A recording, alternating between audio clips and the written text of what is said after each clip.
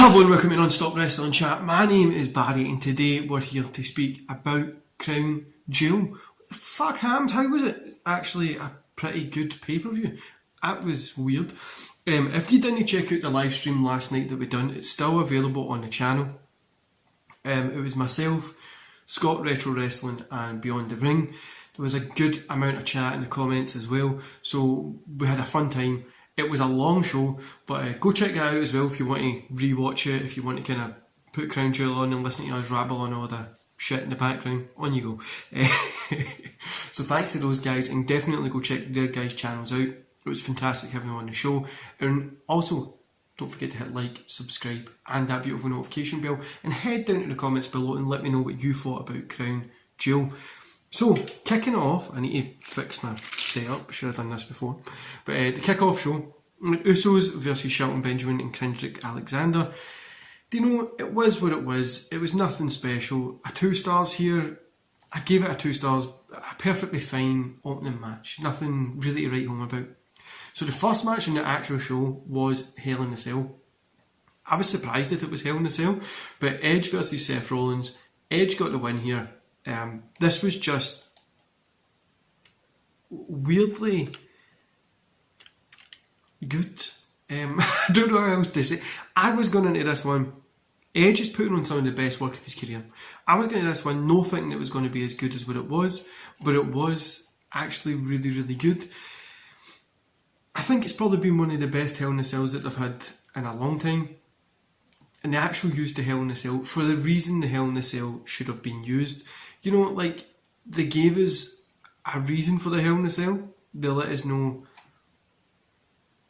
what it was used for. So obviously it was the end of a feud, kind of, all that kind of stuff. But it was very good. I enjoyed it. I'm trying to think of other words to say other than I enjoyed it. So I gave it 4 stars. Last night in the stream, I think it says 4.5. I took it down a notch just because of how pretty boring the first 5 minutes or so were. And it didn't help that I just watched No Mercy 2002, Lesnar Undertaker, Hell in a Cell just before that. So then Mansoor versus Mustafa Ali. Mansoor, he gets the win. I thought that was pretty cool, keeping that streak going. It was a good, acceptable match. 2 stars, nothing that's going to tear the house down after the Hell in a Cell, but it was a good match. Then we got the Raw Tag Team titles, RK Bro versus AJ Styles and Omos. You know, RK Bro getting the win, it was expected. They're not going to take the belts off then and now because they're putting on great work. 2 stars for this one because it just felt like a TV tag team match, like we've just seen it on Raw, so it didn't really feel like anything special. The Queen's Crown match, Doudrop versus Zelina Vega. Vega gets the win. I'm not rating this because this was a joke of a women's match. This has been a joke of a women's tournament, and WWE should really apologise about this, or should have just done something better with it.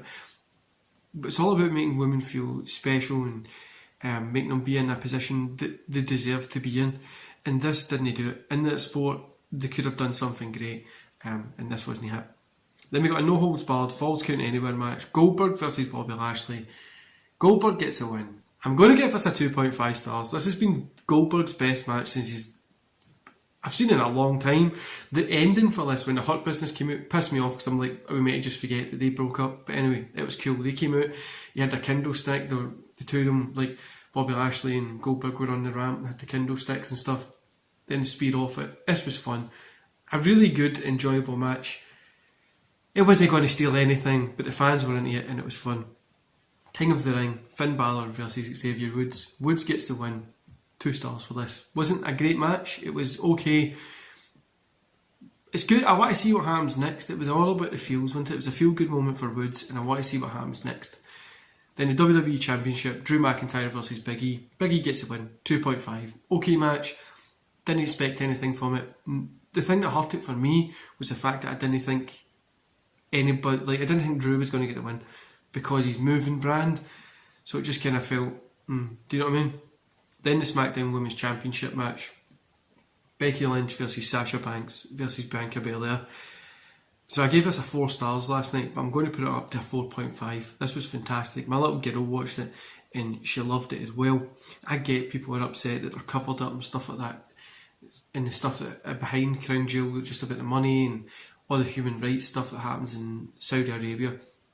Putting that aside, which we shouldn't, we should definitely keep in mind, This match was fantastic for 3 women to go out there in a country that doesn't have the best women's rights. To put on a fantastic match like this was just great. WrestleMania worthy, just fantastic. Becky getting the win makes sense, but yeah, I think Belair should be in that title picture and she should get the belt soon. WWE Universal Championship match, Roman Reigns versus Brock Lesnar.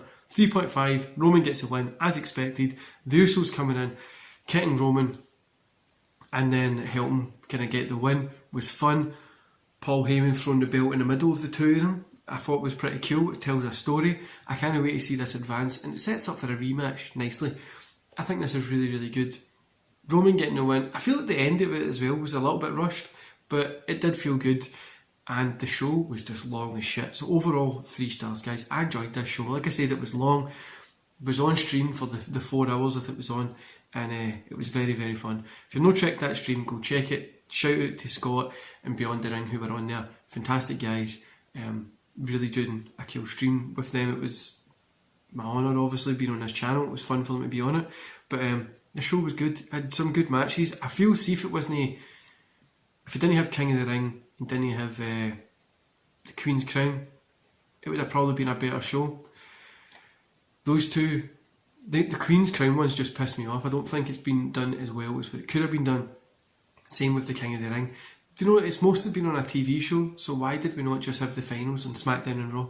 Or do it during that period when the draft wasn't taking place and have the finals of the last Raw or whatever? It would have made sense and been a little bit more fun, but hey, we're here. It was a good show. I enjoyed it. Let me know in the comments what you liked about it. If you didn't like it, let me know what you thought about it, and I'll see you back here later on today for a Let's Talk About It. It's Let's Talk About It AEW, pros and cons. I'm sure you guys are going to enjoy it, and I'll either lose some subscribers or might gain some from it, so I hope you enjoy it.